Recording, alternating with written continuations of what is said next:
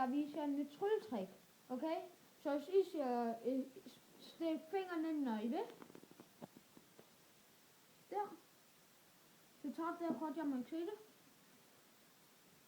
Godt. Vis det til kameraet. Godt så. Så lægger du bare på igen. Godt. Så lægger jeg 3 bunker ud her.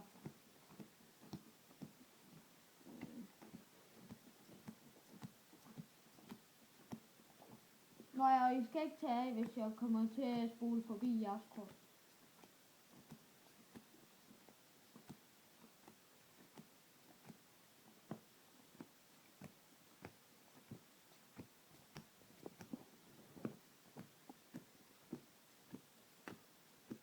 Godt. Så her lægger jeg bunken her. Så her. Så sådan her. Og sådan der.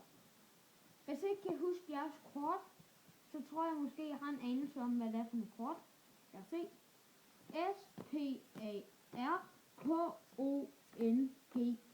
Var det bare kongen? Godt. Ja. Nu vil jeg så vise jer, hvordan I gør det. Det er et meget simpelt trick, uden setup. Okay. I beder publikum om til stoppen af ved, eller stikke fingrene ind. Nu der, ja. Så når I tager det der kort her, så når I kigger væk, så kigger I på det her kort, der er her. I det her tilfælde er det fra dame. Altså det kort, der er lige over jeres kort. Og så når det er lagt det på, så deler du bunker ud, som der. Og nu her det gider jeg ikke til at dele kort ud, så nu ser jeg bare, at jeg har lagt bunker ud. Så her er jeres kort fra 9. Okay, så sådan der. Sådan der. Og så siger jeg S-P-A-R-N. Ikke I.